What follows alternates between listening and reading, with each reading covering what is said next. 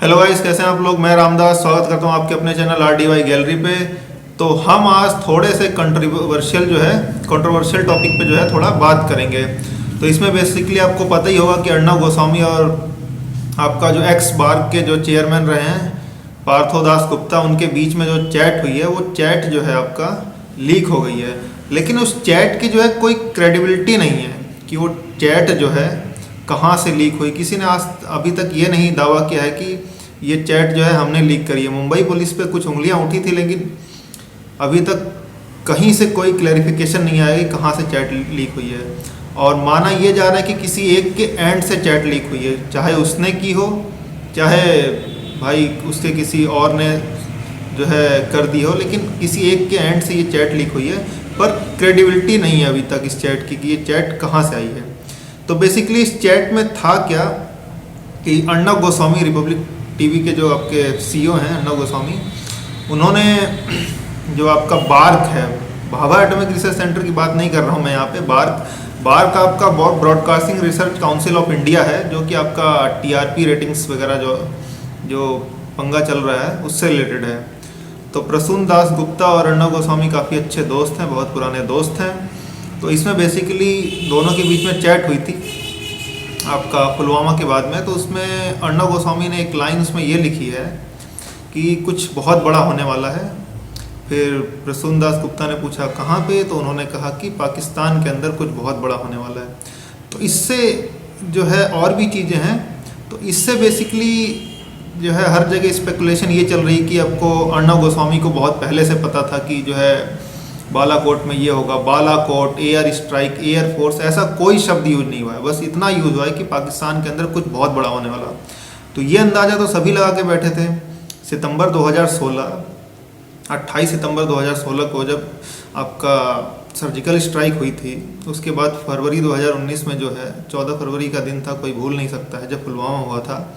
और 26 फरवरी को जब बालाकोट एयर स्ट्राइक हुई जो इंडिया ने करी, तो सितंबर 2016 का जो हुआ था आपका सर्जिकल स्ट्राइक, तो उसके बाद सबको अंदाज़ा था कि कुछ ना कुछ होगा।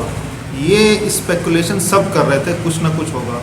अब एयर स्ट्राइक होगा, मिसाइल स्ट्राइक होगा, कौन सा स्ट्राइक होगा ये किसी को नहीं पता था, लेकिन कुछ ना कुछ बड़ा होगा ये सबको पता था। अब वो चैट लीक हो गई तो इससे कुछ क्रेडिबल नहीं आया कि क्या हुआ, कहाँ से हुआ, सबको अंदाज़ा था। तो अब इसमें जो है, अब तक तो ये कंट्रोवर्शियल था, कोई बहुत बड़ा टॉपिक नहीं था, लेकिन पाकिस्तान की एंट्री हो गई। पाकिस्तान में भी किसकी? Prime minister of Pakistan mister Imran Khan, Niazi बाबा। तो उनकी एंट्री के बाद ये थोड़ा सा टॉपिक जो है इसने जो है थोड़ा सा हाई हो गया है। तो बेसिकली इसमें हुआ क्या है कि आपका बैक टू बैक बहुत सारे ट्वीट करे हैं इमरान खान में। इसमें जो है सीधा जो है गवर्नमेंट के ऊपर इल्ज़ाम लगाया गया है कि ये सब कुछ प्री प्लान्ड था। ये एक मीडिया पर्सन को ये चीज़ें कैसे पता है? मोदी गवर्नमेंट और मीडिया के बीच में नेक्सस है, जो कि साउथ ईस्ट एशिया के लिए और साउथ एशिया के लिए एक बहुत बड़ा खतरा है। XYZ इस तरह की चीज़ें बहुत बोली गई हैं। तो बेसिकली इसमें पाकिस्तान को इतनी दिलचस्पी क्यों है? पाकिस्तान को इसमें बेसिकली इतना दिलचस्पी क्यों है कि हमारा छोटा सा इंटरनल मैटर है, पाकिस्तान का कुछ लेना देना है नहीं। एक जगह नाम आ गया, वो कूद गया भाई इस खाई में, पर क्यों कूदा? उसका कोई इंटरेस्ट नहीं है, फालतू में तो कोई कूदता नहीं है। इंटरेस्ट है, बिल्कुल इंटरेस्ट है। और इंटरेस्ट आपका यहाँ पे है कि India for the 8th time is going to be the non permanent member from 2021 to 22, जो कि आपका 2 साल के लिए है, और ये 8वीं बार है आफ्टर 2012।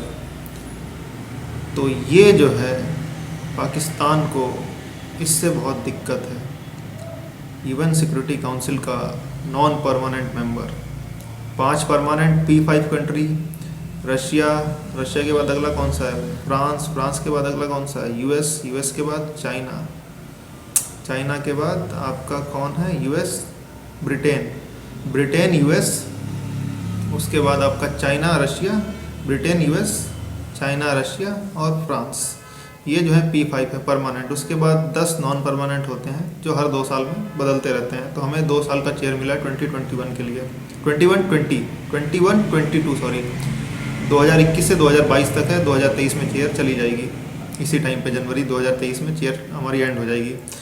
तो हमें जो है 3 हाई पावर्ड कमेटी मिली है चेयर करने के लिए। India is going to be chair of UN sanctions committee ने हमें दिया है, Taliban sanctions committee, counter terrorism sanctions committee और लीबिया सैंक्शंस कमेटी। लीबिया तो आप छोड़ दीजिए, अफ्रीका से रिलेटेड है, उसका उतना मैटर करता नहीं है पाकिस्तान को।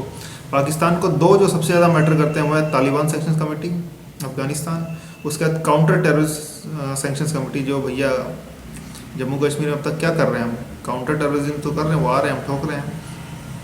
तो पाकिस्तान इस वक्त बहुत बुरी तरह से डरा हुआ है। क्यों डरा हुआ है वो? इसलिए डरा हुआ है कि इंडिया उसके ऊपर कोई बहुत बड़े सैंक्शन न लगा दे तालिबान सैंक्शंस कमेटी को लेके और even counter terrorism sanctions committee को लेके। और ये इंडिया कर सकता है। क्यों कर सकता है? क्योंकि जो आप P5 मेंबर हैं, चाइना को अगर साइड कर दीजिए तो यूएस, रशिया, फ्रांस और ब्रिटेन ये इंडिया का 100% साथ देंगे। तो चाइना भी अपने आप आ जाएगा साथ देने के लिए मजबूरी में। कब तक टेक्निकल एरर लगाता रहेगा मकसूद अजहर वाले केस की तरह लेके, अब वो नहीं लगा पाएगा, उसके लिए दिक्कत है। क्योंकि चाइना ने भी इसके लिए बहुत ही जो है चाह रहा था कि ना हो, लेकिन एट लास्ट हो गया है। और इंडिया के बिना वो चीज़ अब पॉसिबल नहीं है। जहाँ भी आपकी पीस टॉक या XYZ जो भी टॉक होगी, India will play a huge role in that place. उसके बाद आप देखिए पाकिस्तान जो है इस वक्त इंडिया की क्रेडिबिलिटी को जो है डाउन करना चाहता है कि पुलवामा अटैक जो हुआ था, उसके बाद बालाकोट जो करा था, ये सब कुछ इंडिया का अपना था, ये वो XYZ, मतलब लीपा पोती वाला हिसाब चल रहा है कि वो चाह रहा है कि इंडिया की क्रेडिबिलिटी कम हो, जिससे हमारे ऊपर सैंक्शंस के जो है चांसेस कम हों। अगले 2 साल पाकिस्तान के लिए बहुत बड़ा नाइटमेयर होने वाला है, ये चीज़ 100% कन्फर्म है। आगे जैसे चीज़ें इस पर बढ़ेंगी हम इस पर आगे बात करेंगे। Thank you.